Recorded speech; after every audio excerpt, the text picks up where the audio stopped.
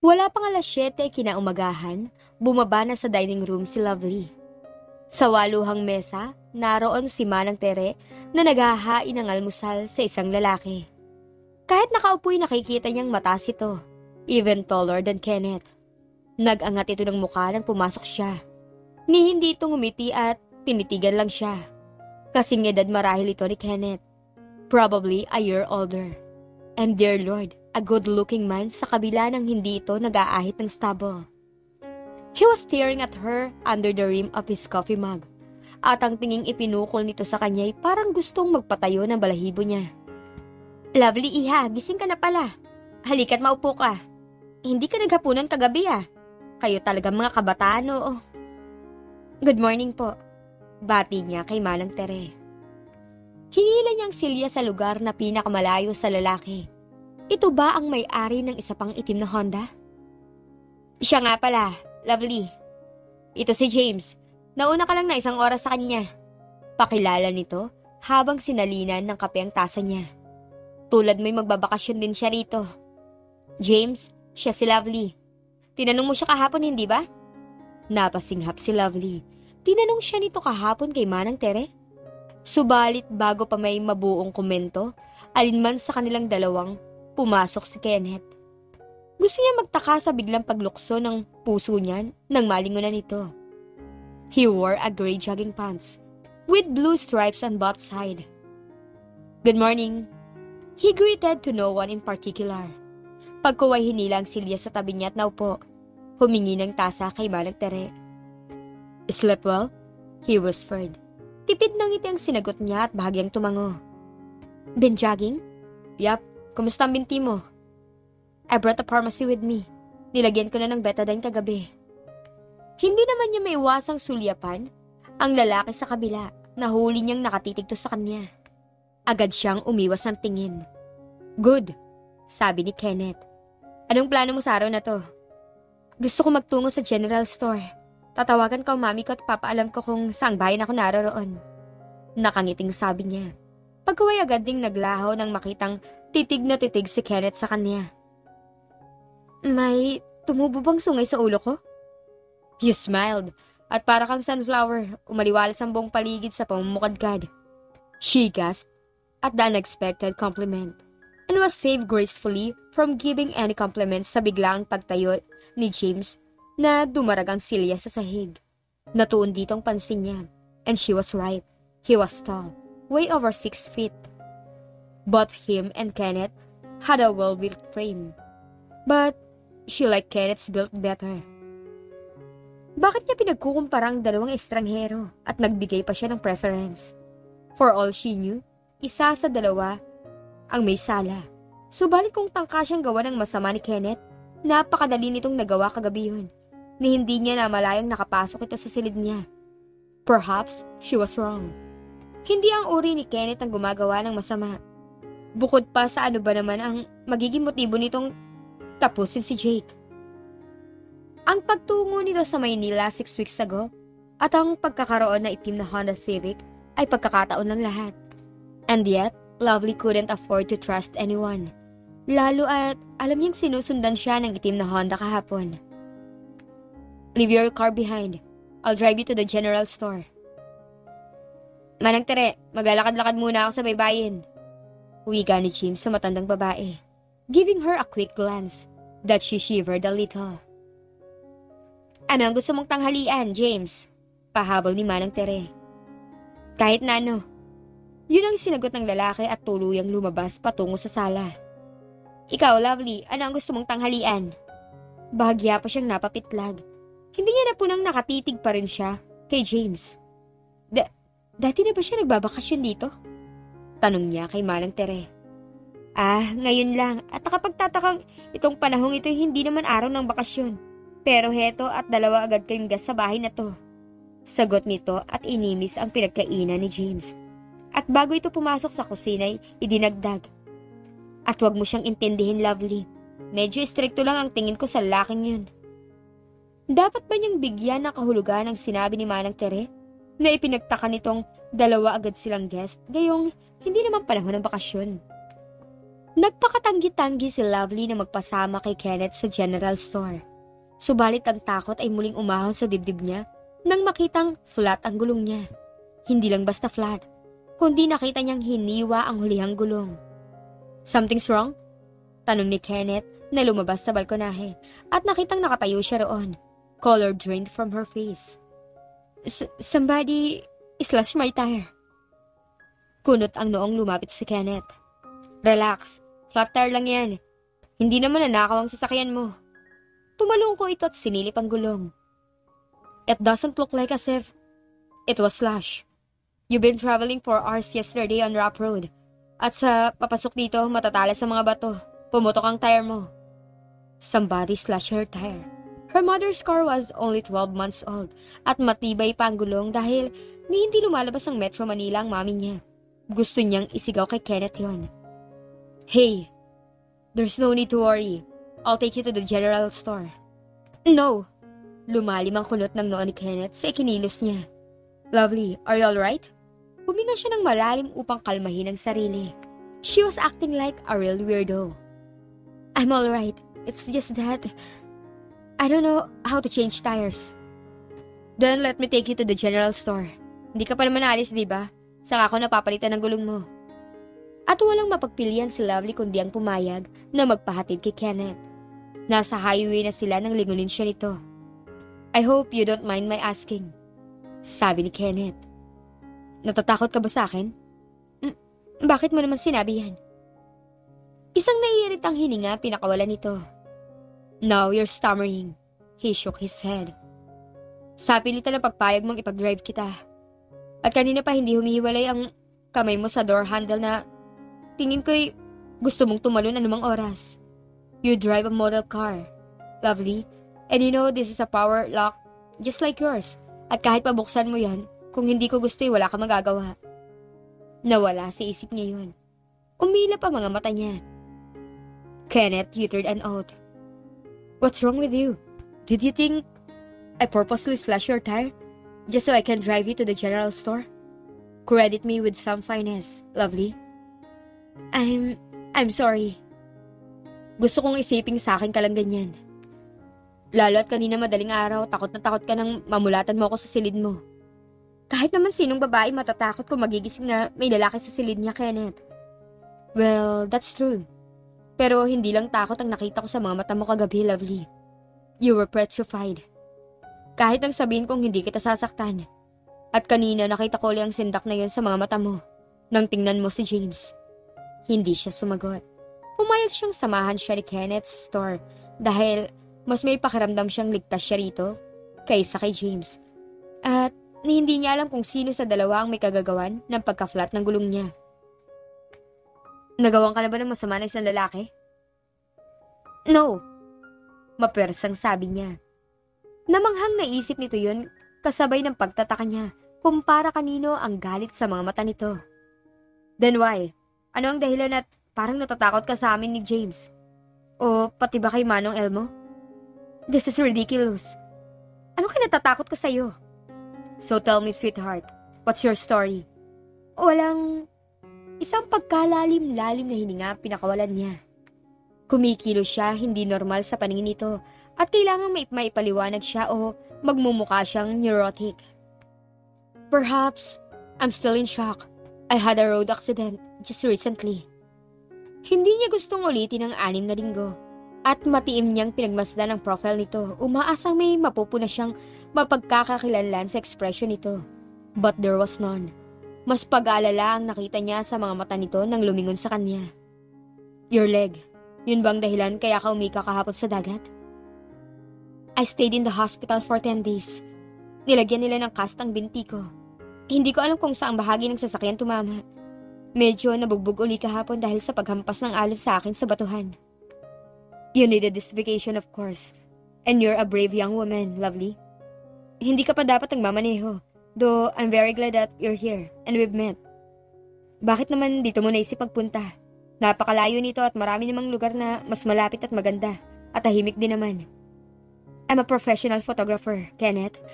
I have own a gallery in Green Hills. I need new subjects, new photographs. Mas malayo, Mas marami ako makikitang magagandang subject. Green Hills? Alin dun? Precious and Few. I know the place. Ipinagmaneho ko ang mama minsan sa gallery. You'd be surprised to find one of your photographs in my mother's drawing room. You're kidding! It's a sunflower, sweetheart. And when you smiled at me this morning, you reminded me of that photograph. Hindi makapaniwalang sumandal si Lovely. Inihilig ang ulo sa headrest at sa kauna-unahang pagkakataon ay nag-relax. Sunflower was one of her best photo. And she personally liked it. Hindi niya gustong ipagbili yun dahil may cardinal rule ang gallery na hindi magkakaroon ng 2 kopya bawat photograph. At kung gusto nilang dalawa ni Sel ang photograph na kaparehong subject, kailangan kuhaan ang subject ng panibagong larawan. Natural na hindi yun katulad ng nauna. No 2 photographs of the same subject were the same. Kaya naman, mas marami silang customer dahil hindi nagiging common ang mga larawan nila sa gallery.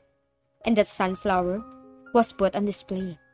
But Sel sold it and said he couldn't refuse the price the buyer had offered.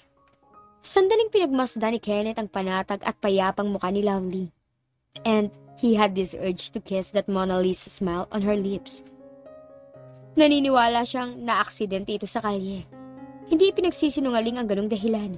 He believed that, pero naniniwala siyang may ibang dahilan ang nakikita niyang pagkatakot nito.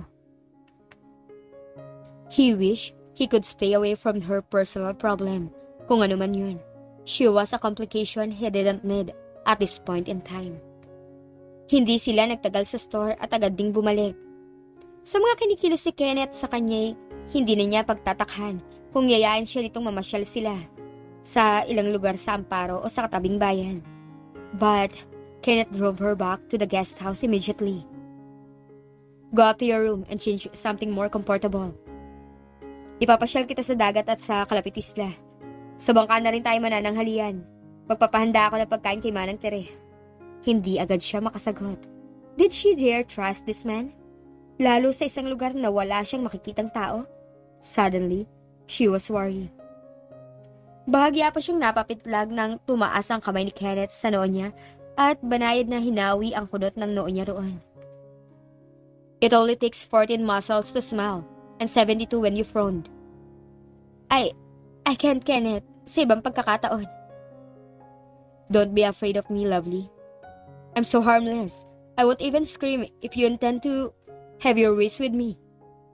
Hindi niya mapigilan ang mapangiti. Sa kung anumang dahilan, nagtitiwala siya sa lalaking ito na kahapon lang niya nakilala. Lovely saw his head bent a fraction. And she knew he would kiss her. At hindi niya alam ang gagawin kung hahagkan siya nito. But for some reason, humakbang paatras si Kenneth.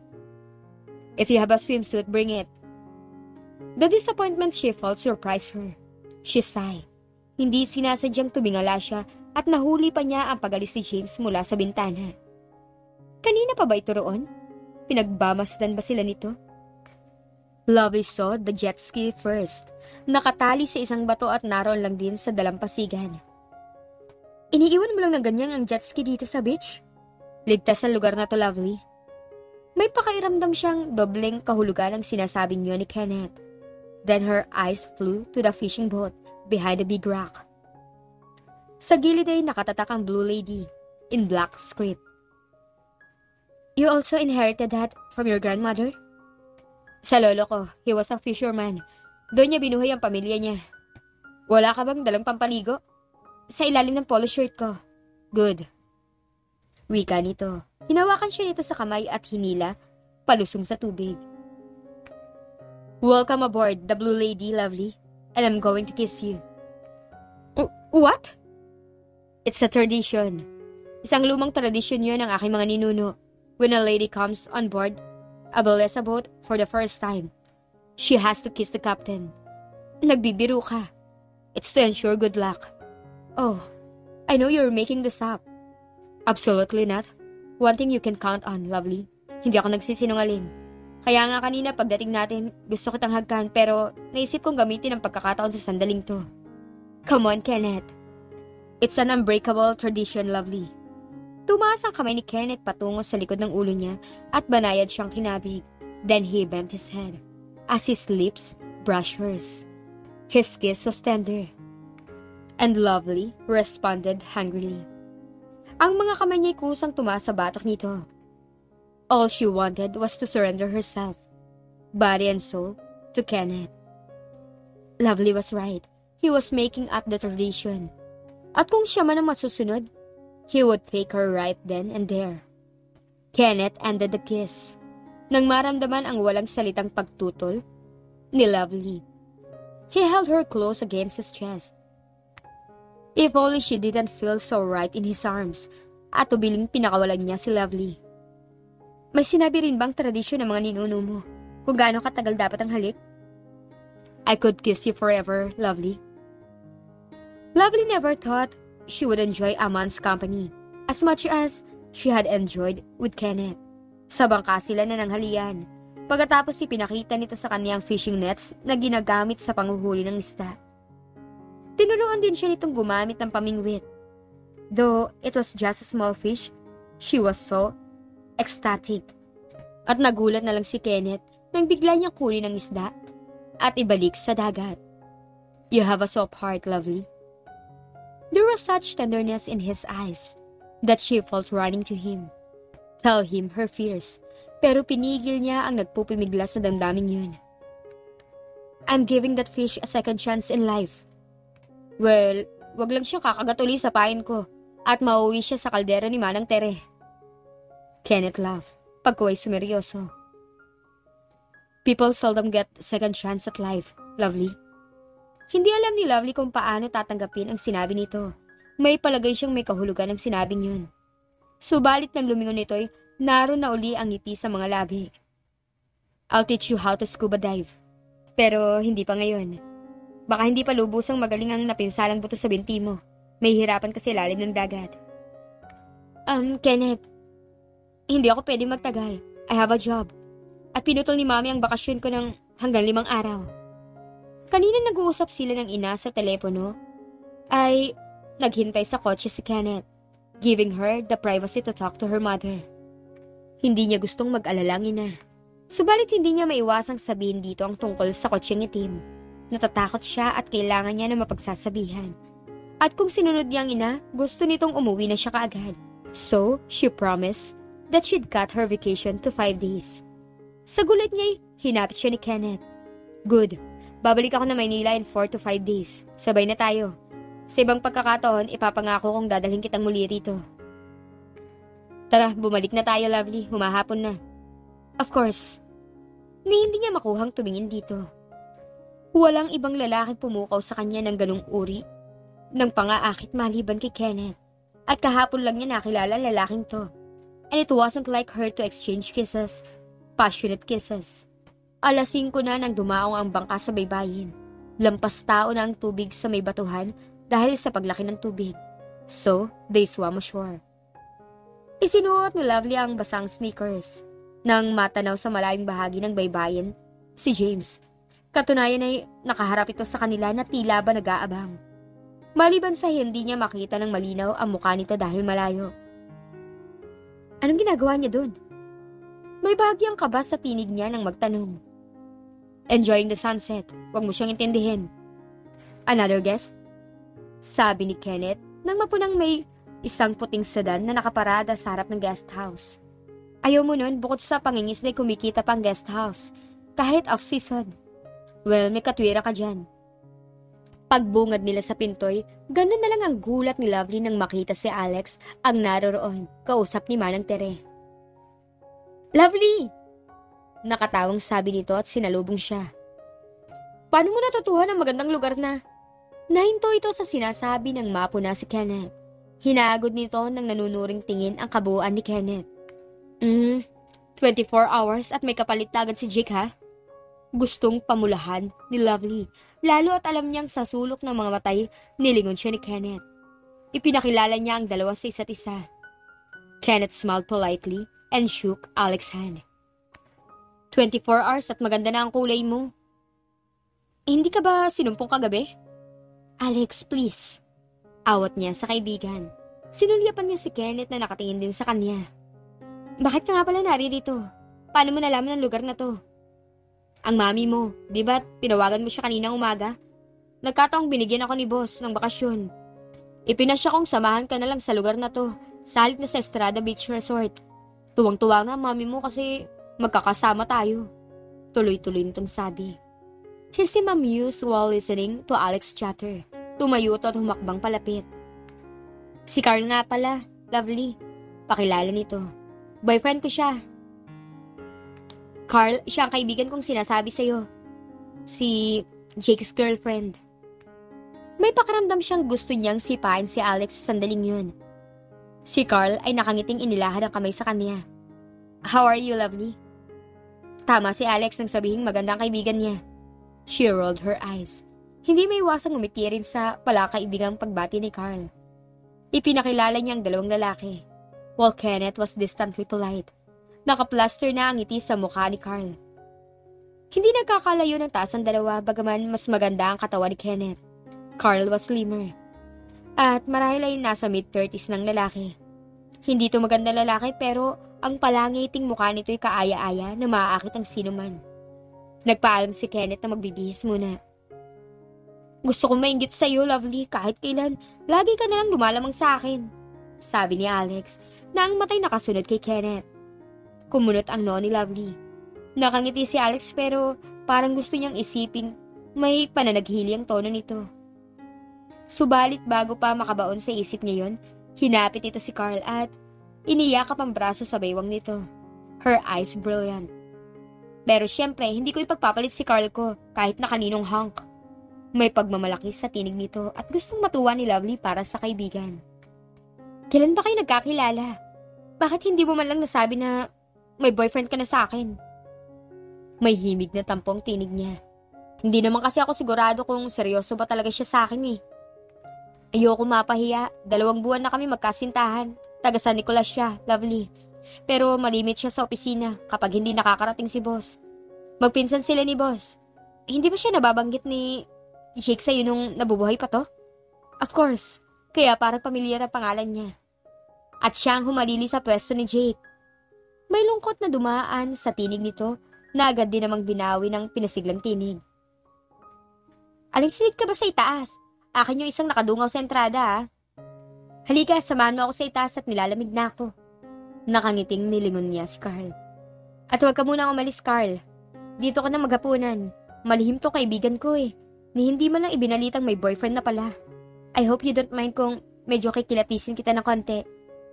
Isang malakas na tawa ang pinakawalan ni Carl. Sino nga kaya si Luke? May kaugnayan kaya ito sa lalaking naka-Honda Civic? Kasalukuyang nagkwekwentuhan sina Lovely, Alex at Carl sa balkonahe habang naghihintay na makaluto si Manang Tere nang pumarada ang kotse ni James sa harap ng balkonahe. May bagong guest? Tanong ni Alex. No, magkasunod lang kaming dumating kahapon. Sagot ni Lovely. Bahagya lang sinulyapan ang pagbaba ng bagong dating sa kotse nito mula sa pagitan ng barandilya. Nakapanhik na sa balkonahe si James nang siya namang paglabas si Kenneth. May hawak itong bote ng imported na alak. Kasunod si Manong Elmo na may dalang tray ng wine glass.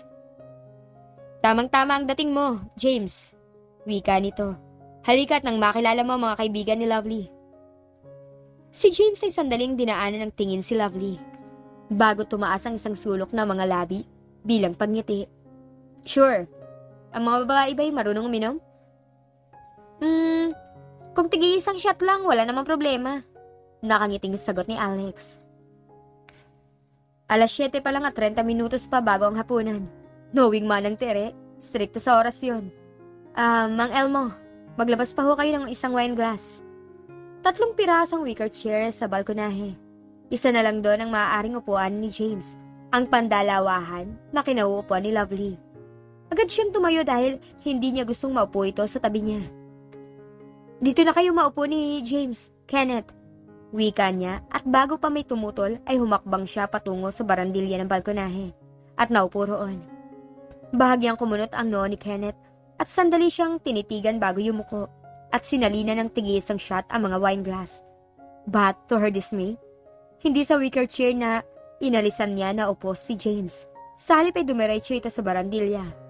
Isang Kalahating di pa ang layo mula sa kanya at doon naupo. At hindi na niya magawang bumalik sa wicker chair nang hindi nito mapupunang sadya siyang umiiwas.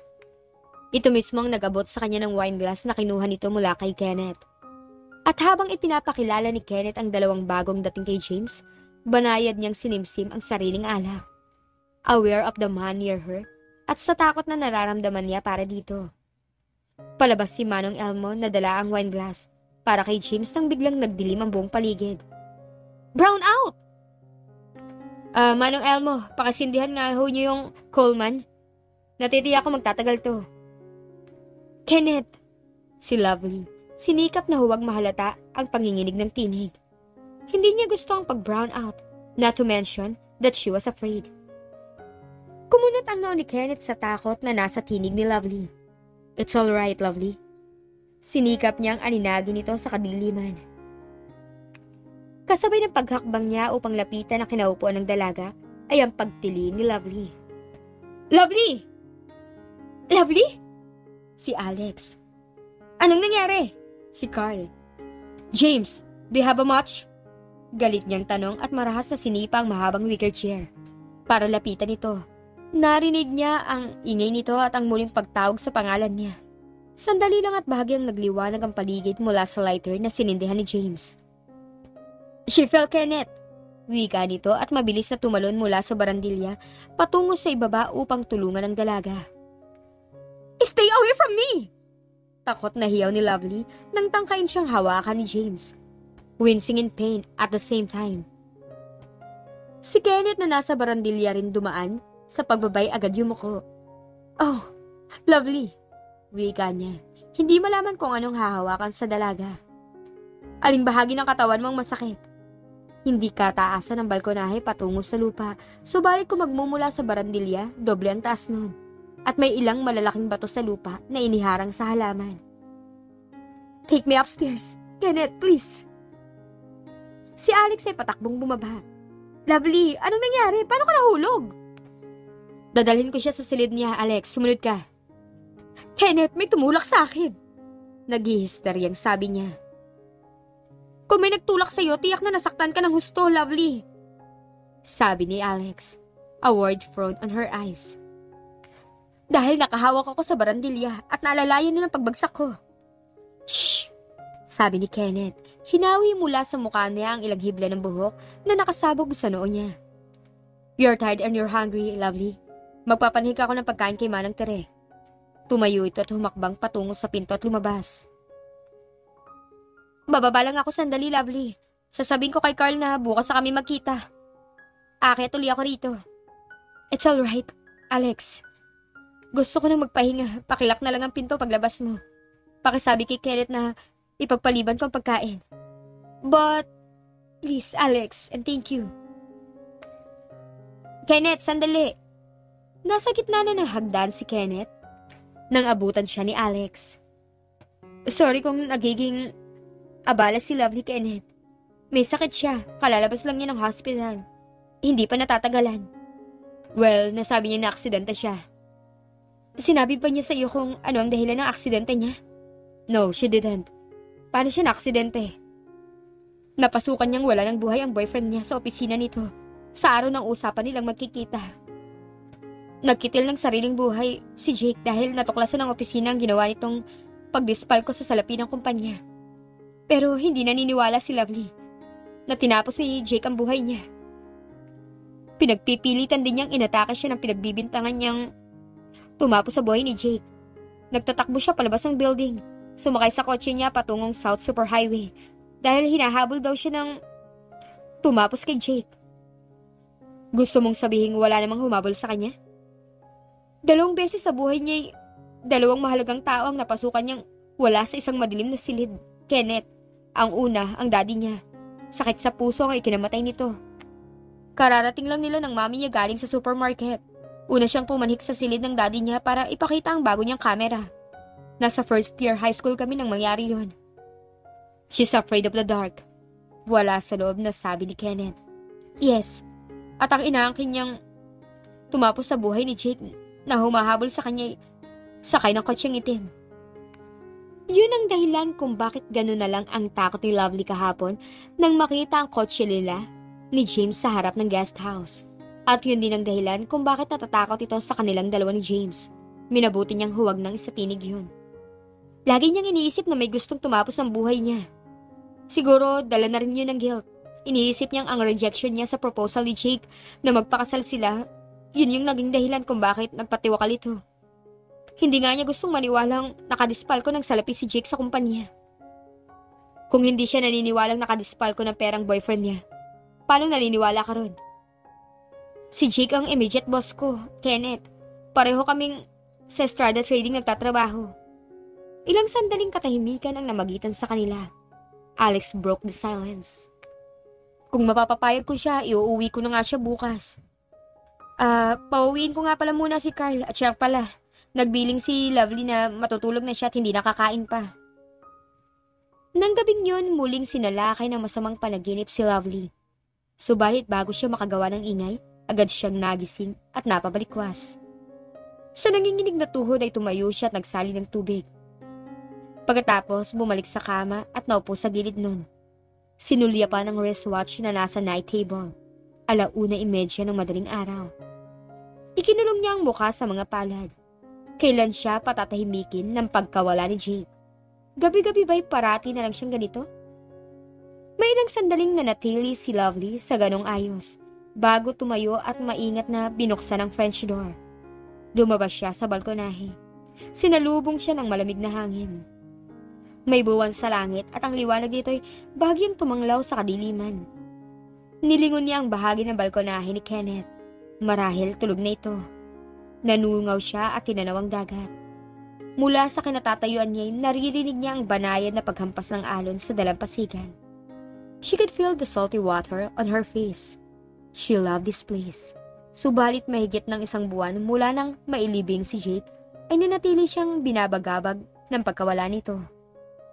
Wala sa loob na napatingin sa ibaba ng balkonahe si Lovely at napasinghap siya nang mapuna ang isang anino sa ibaba. Maingat siyang umatras at sinikap na huwag gumawa ng ingay at sumandal sa pader. Subalit ang mga matay na natiling nakasunod sa anino. Kumikislap ang liwanag ng sigarilyo sa dilim. Sino ang gising pa sa oras na to at naglalakad sa ibaba? Nang tumingala to, halos idikit niya ang katawan sa pader. Sa pagtingala nito ay bahagya itong nasinaga ng liwanag ng buwan. Si James at ang silid niya ang tinitingnan nito. Agad ang pagtambol ng kaba sa dibdib ni Lovely. Hindi siya makakabalik sa silid niya nang hindi siya makikita nito. Ang tanging tumatakip sa kanya ang pader na mismo ng bahay. Maya-maya pa nakita niyo itong lumakad pabalik sa pinanggalingan nito. Marahil papasok na sa bahay. Sinamantala niya yun at bumalik sa silid niya. Isinara niya ang French door and secured its lock.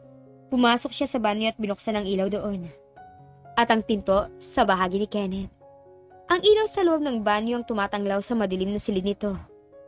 Kenneth, subalit bakante ang higa nito. At sa ayos, hindi pa natutulugan. Nasaan si Kenneth sa oras na to? Paano ko ngayon piliin ni James na panhikin siya sa silid niya? Inisip niyang lumabas at magtungo sa kabilang bahagi ng bahay, sa silid ni Alex. Pero paano kung makasalubong niya si James? Oh Kenneth, nasan ka ba? She almost screamed nang bumukas ang pinto ng silid ni Kenneth. Kenneth! A relief na nadama ni Lovely pagkakita kay Kenneth ay halos magpawala sa lakas niya. Lovely? Where have you been at this hour? Relief, fear and confused were all in her voice. Suot pa rin ni Kenneth ang damit na suot nito kagabi. Hindi pa ba ito natutulog? Saan ito nanggaling? You sound like a wife, sweetheart, and I like that. Hindi mo sinasagot ang tanong ko, Kenneth. I am a fisherman, aren't I? At walang nangingisda sa umaga, Lovely. Kenneth, I'm not crazy. Who says you are? Hinintay mo ba ako para lang sabihin sa akin yan? Hinabol ko si Alex kanina para sabihin sa silid niya ako matutulog. At narinig ko ang mga sinabi niya sa'yo. And I don't blame her, Kenneth, for what she thought. Tulad ng mother ko, she's worried. Of course, she's your friend. Kenneth, maniwala ka sa akin. Alam kong may nagtulak sa akin kagabi sa balkonahe. Hindi ko imahinasyon lang ang kamay na humawak sa braso ko, tinulak ako. Hindi sumagot si Kenneth. Sa halip na natiling nakatitig sa kanya na tila siya nasisira ng bait.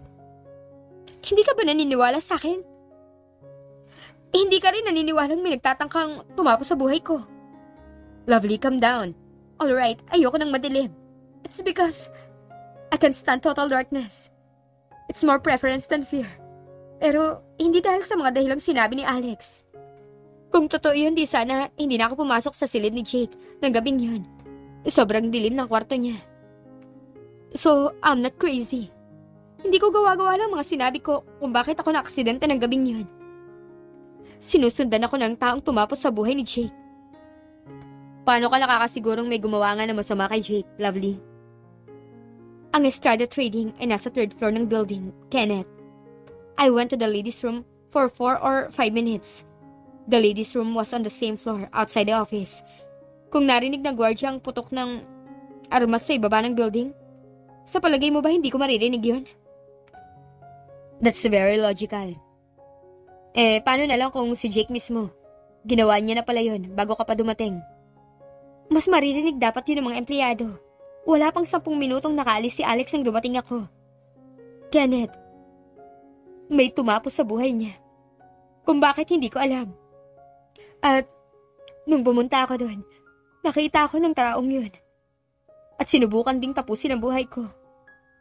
Ang sabi ni Alex, ang guardian ng building nang nasa silid ng gabing yun. Nakilala mo ba siya? I'm not sure. Hindi ko nakita ang mukha ng guardian nang dumating ako sa building. This is not a movie thriller. Kenneth, kung saan ang hinahabol ay lumingon pa. Nang tumakbo ako palabas, hindi ako nag-aksaya ng sandaling lingunin ng lalaki. Siguro nga tama si Alex. Kailangan umuwi na kami bukas. No, I mean, stay for a couple of days, Lovely. Ako na mismo maghahatid sa'yo sa Maynila. I'm sorry for being a coward, but I'm scared, Kenneth. At tama si Alex. Nagiging abala ako. You are none of those things, Lovely. I want you to stay for a couple of days. Muli siyang naupo sa gilid ng kama. Nagising ako dahil napapanaginipan ko na naman ang nangyari kay Jake. Lumabas ako sa balkonahe dahil hindi na ako makatulog. At nakita ko sa ibaba si James. Nakatingin siya sa silid ko. Yun ang dahilan kung bakit pumasok ako rito sa silid mo. I promise no harm will come to you, Lovely. Paniwala mo sana yan. At naniniwala si Lovely. Hindi niya alam kung bakit.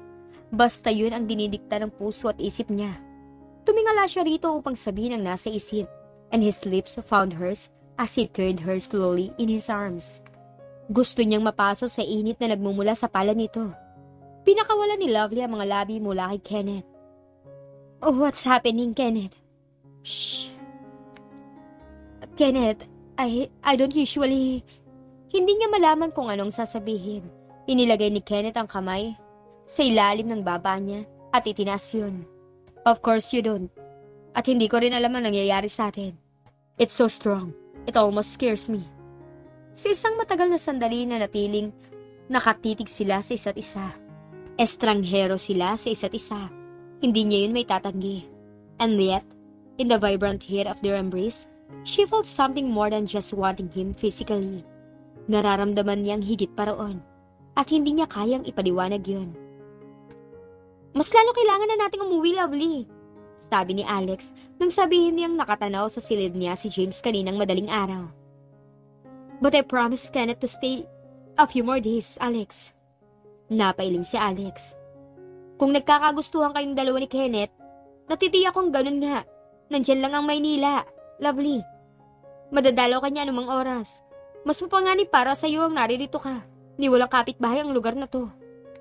At anong klaseng bakasyon to kung hindi ka pa man lang nakakapamasyal? Hindi naman siguro makakasama kung mananatili ako ng 2 o 3 pang araw, di ba? Huwag mo sabihing hindi kita pinaalalahanan, sabi ni Alex. So, anong plano mo ngayon? Gusto mo bang mamasyal tayo sa bayan o sa isang beach kaya? Bago pa makasagot si Lovely ay bumungad sa pinto ng dining room si Kenneth. Tulad ng nakaraang umaga, naka-jogging pants at sweatshirt ito. Morning, ladies. Hello, Kenneth. Ang daya mo, hindi mo man lang kami hinintay magising ni Lovely. Di sana nakasama kami mag-jogging sa'yo. Hindi pa sumisikat ang araw sa silangan nung magsimula akong tumakbo, Alex. At wala akong lakas na loob para gisingin kayo. Anyway, gusto ba niyong mag-jet ski? Tuturuan ko kayo. Pero balak sana namin magpunta ni Lovely sa... Kahapon ko pang gustong mag-jet ski, Alex. Surely, you wouldn't miss the opportunity. Kung sa bagay, ngayon lang din ako makakasakay sa jet ski. Sa sine ko lang nakikita yan eh. Isang tawa ang pinakwala ni Kenneth. Tinuruan ni Kenneth na magmaneho ang dalawa ng jet ski. Your friend's a fast learner. Buong paghangang sabi ni Kenneth na ang tinutukoy ay si Lovely.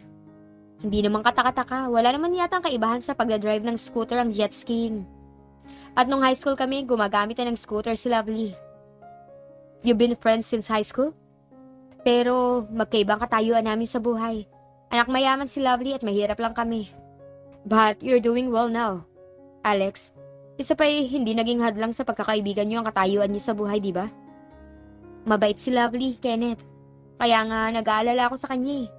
Hindi na siya katulad ng dati magmula ng magtapos ng buhay si Jake, yung boyfriend niya.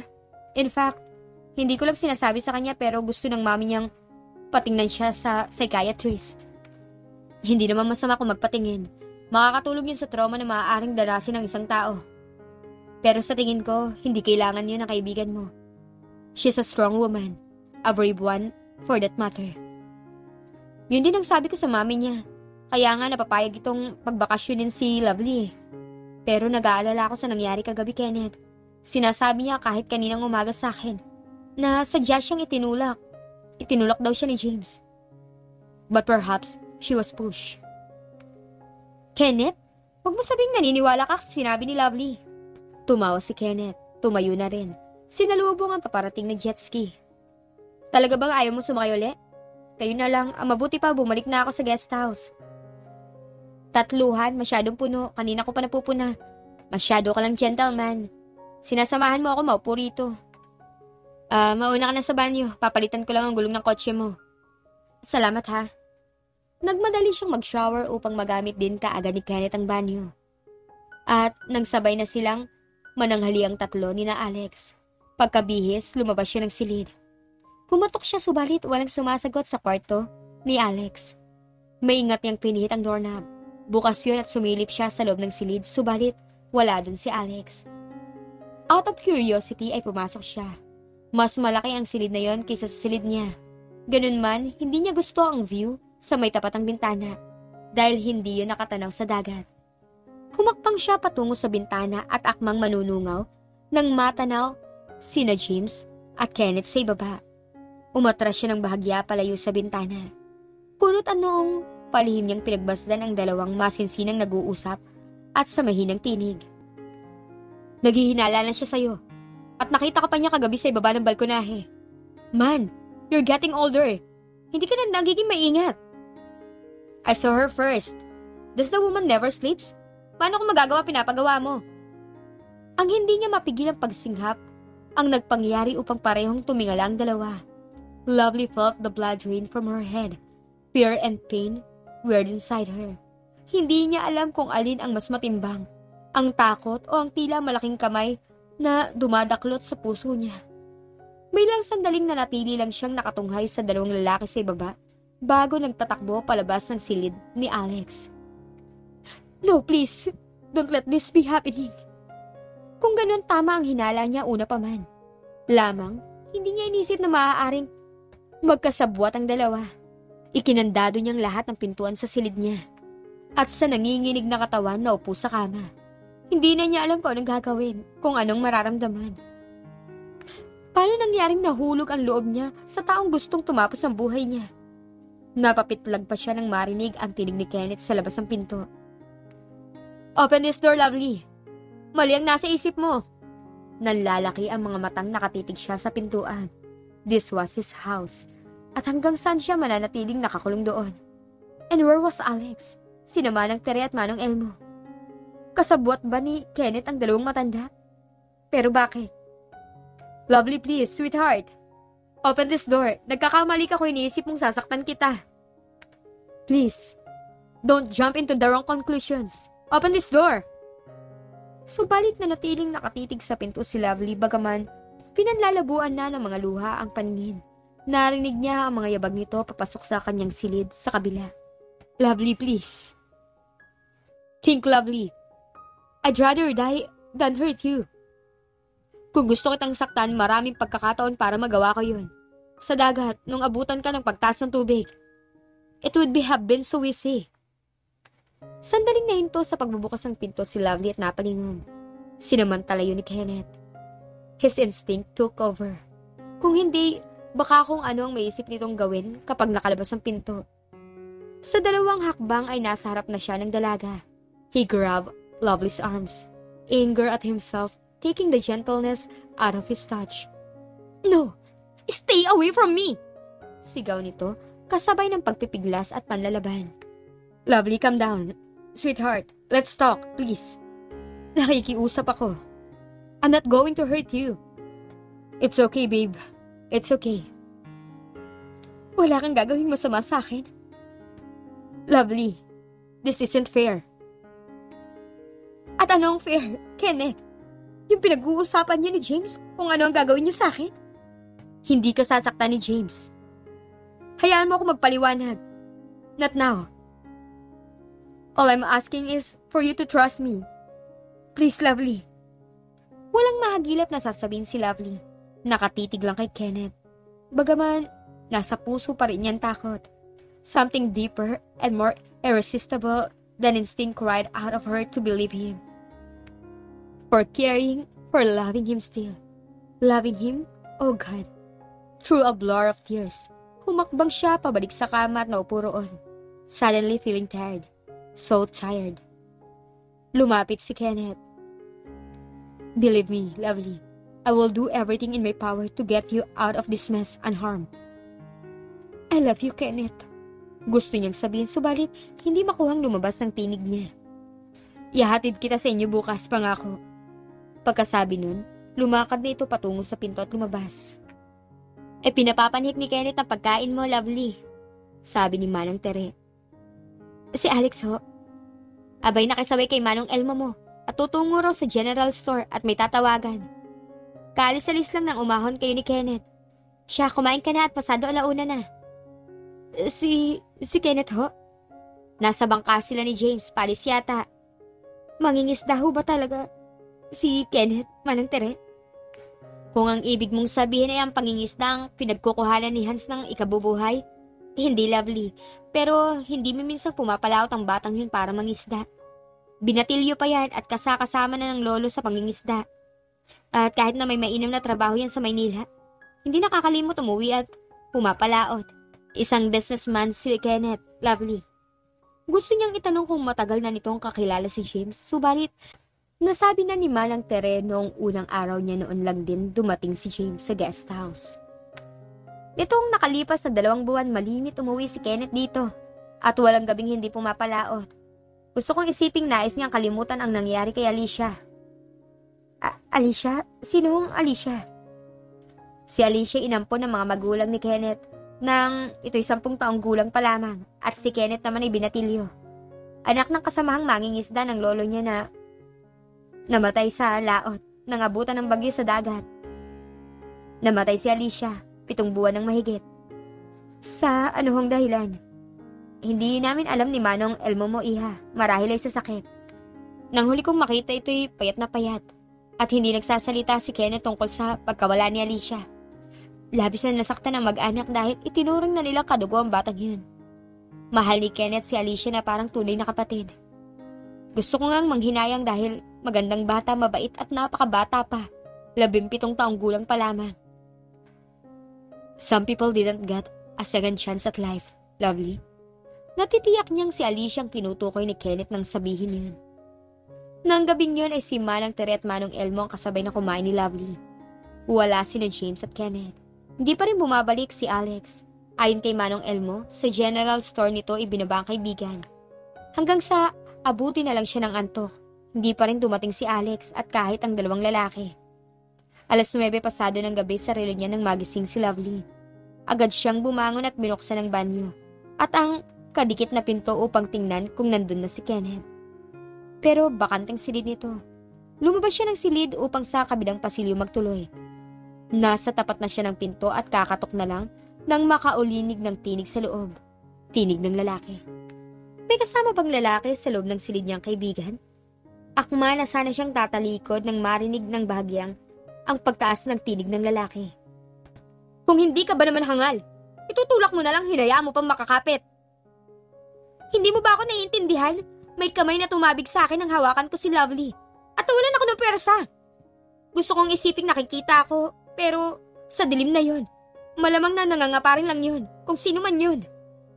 Mabilis na natakpan ni Lovely ang bibig ng kamay upang huwag makalabas ang pagsinghap. Ang mami niya, naitanong mo ba kung may dumating dong package? Wala rin. Gusto na nga magtaka dahil 2 beses ko nang itinanong. Wala rin sa condo unit ni Lovely. Kung ganun, kailangan ngayon na natin tapusin ang kaibigan mo habang tulog na tulog. Kung ihahagis natin sa balkonahe, madaling isipin ni naman na nagtapos ang buhay, na nasisira na ng bait. Kung nakaligtas siya sa akin sa gabing yon, titiyakin kong hindi sa gabing ito. Hindi na hinintay ni Lovely ang kasunod na sasabihin. Sa nanginginig na mga kalamnan, maingat siyang lumayo sa pasiling yon. Kilala niya ang tinig na yon. Si Carl Estrada. At si Alex, kasabwat si Alex sa pagtapos kay Jake at sa pagtatangka sa buhay niya. Paano nagawa ng kaibigan niya ito? Wala siyang panahong isipin yon. Kailangan makatakas siya. Maingat siyang bumaba ng hagdan at binuksan ang pinto sa harap ng bahay. Gusto niyang magpasalamat dahil hindi yun nakapinid man lang.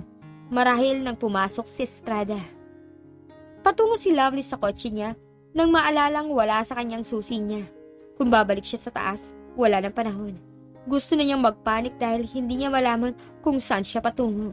She ran, patungo sa dagat. Nasa baybayin ng jet ski. Magagamit niya yon sa pagtakas. Hindi siya mahahabol ng mga yun sa dagat. Nasa baybayin na si Lovely nang marinig niya ang tinig ni Carl sa balkonahe. Nandito ang kotse niya. Wala siyang ibang patutunguhan kundi ang dagat. Bilisan mo!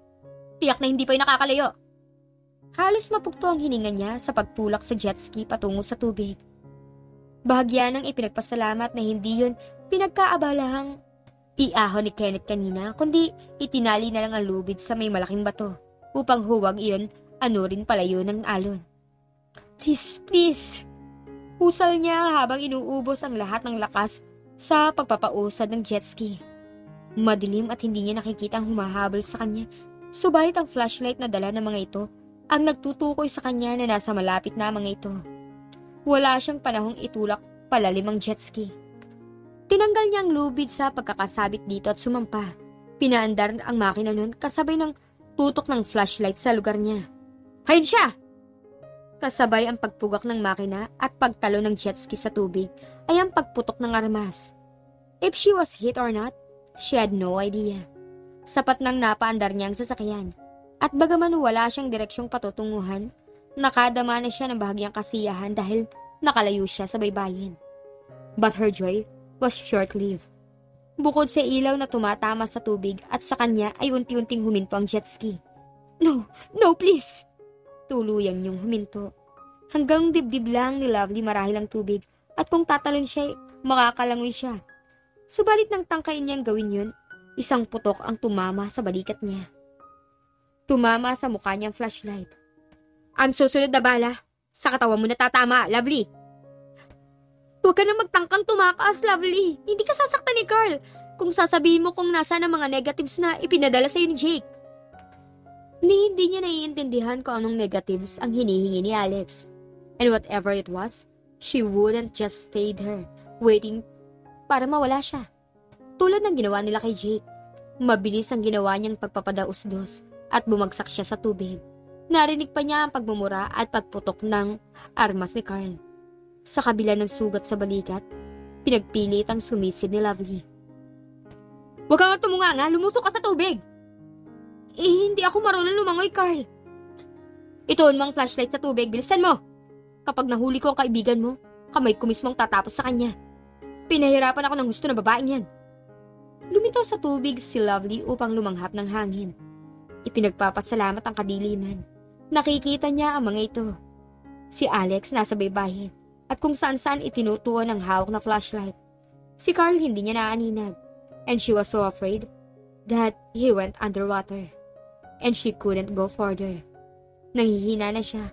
Kung sa pagod o kung marami ng dugong nawala sa kanya, hindi niya alam. Cramps Nag-cramp sa mga binti niya sa lamig ng tubig, subalit sinikap niyang sumisid pa ilalim sa kabila ng sakit. Kailangan makabalik siya sa baybayin sa kabilang bahagi. Kailangan. Carl! Si Alex na nanginginig na tinig. Carl, nasan ka? She said in panic and despair. Ang flashlight ay ibinaba na tila naubusan ng lakas. Sa gitna ng tubig ay lumitaw si Carl upang humigop ng hangin.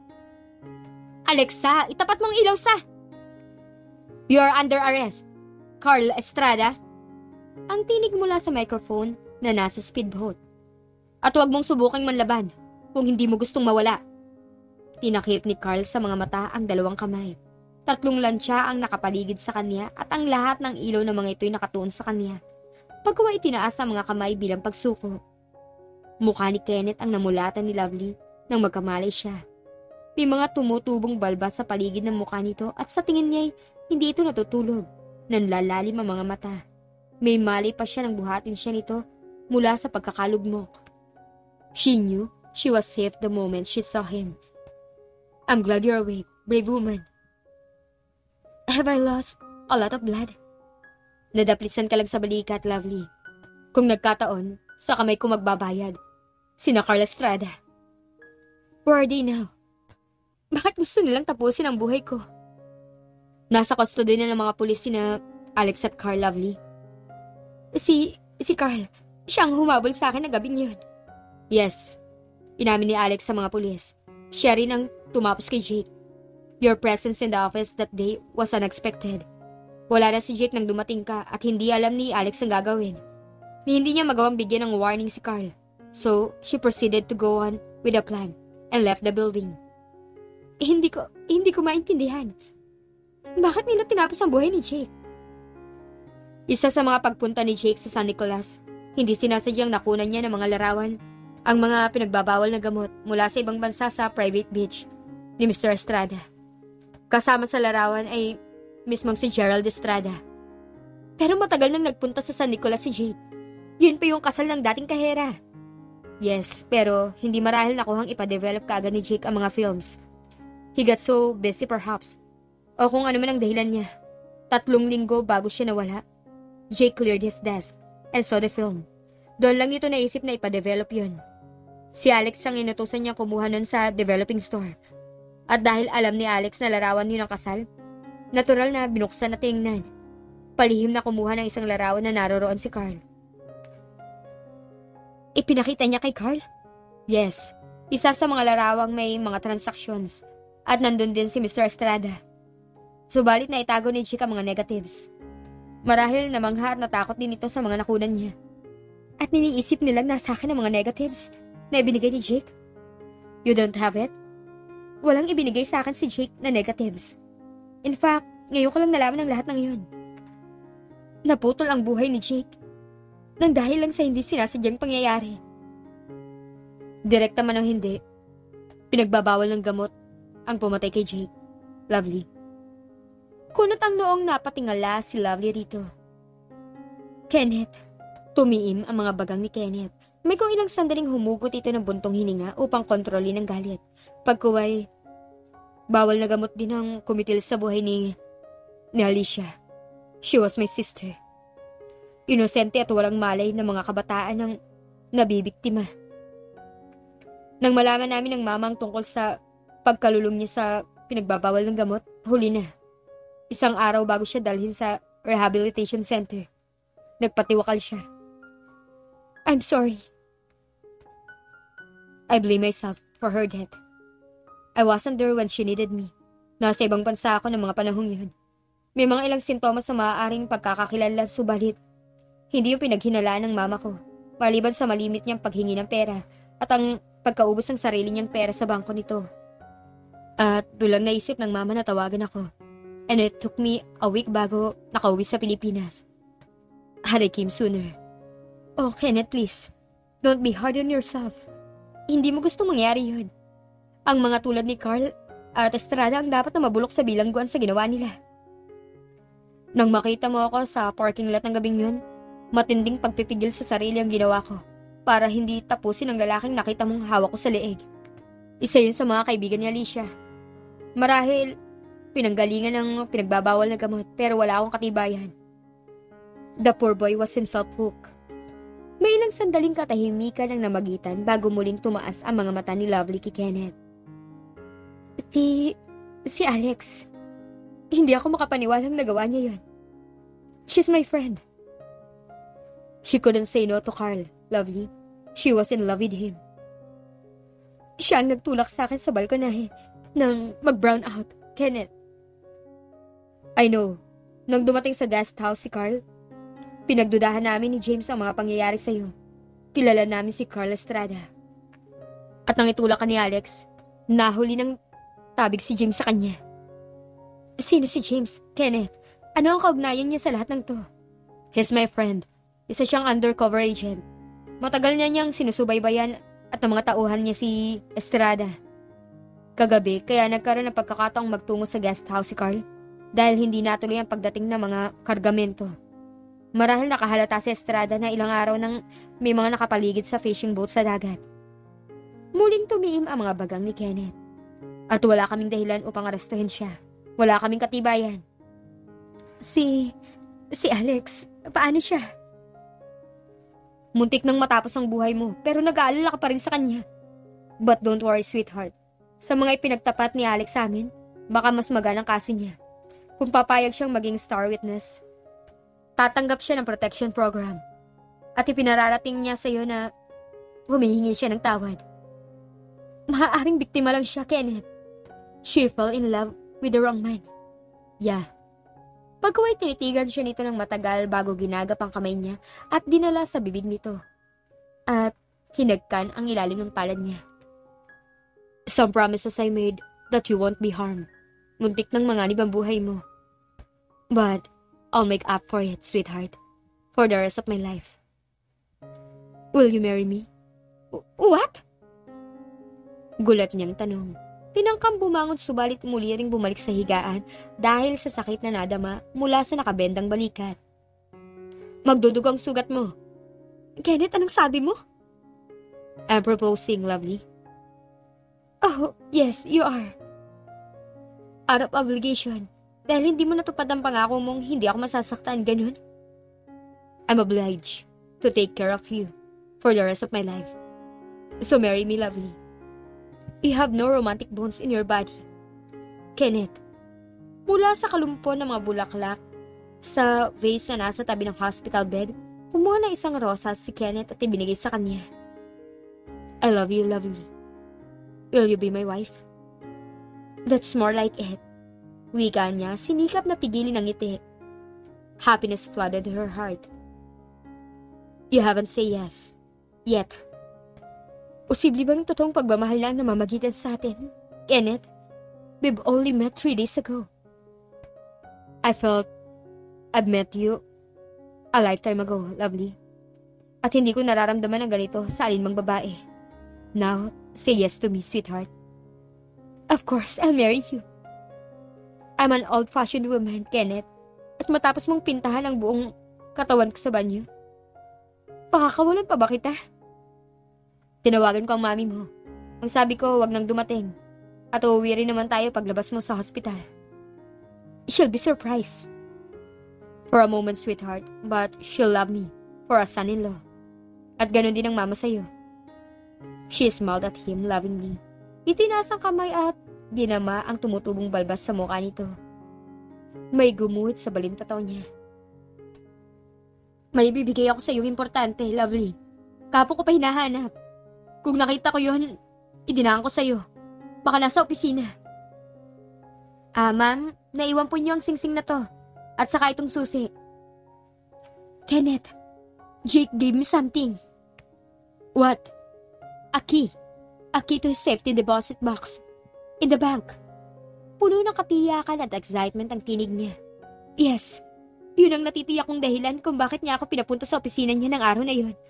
Iniisip niyang nasa opisina niya ang susi. Pero nasa akin na yun at nawala rin naman sa isip ko. Hindi niya sinasadyang makalimutan yun sa restaurant. Hindi ganun si Jake pero marahil nagugulo na ang isip niya nun. At kahit hindi ko pa nakikita, natitiyak kong naroroon ang mga negatives. May ebidensya kayo. Laban kay Estrada. Nasaan ang susi, sweetheart? In my bag, sa guest house, kasama ng susi ng kotse. Your name suits you, Lovely. Sa pagkakataon yun ay mainit na tinanggap at tinugon ni Lovely ang halik. Ni hindi niya gustong pakinggan ang marahang katok sa pinto ng silid at ang pagbukas nun. Si James. Can't that wait? Kenneth, hindi ko ba pwedeng ma-interview si Lovely? Find her car keys. Nandun na ang ebidensya mo. What car keys? Jake's key. Doon sa secret box niya sa bank. Shucks! Usal ni James at nagmamadaling lumabas. Marahang kung mawala si Lovely, sinundan ng tingin ang dinaanan ni James. I don't understand your friend. Lagi na lang galit. Huwag mo siyang intindihin. It's a long story.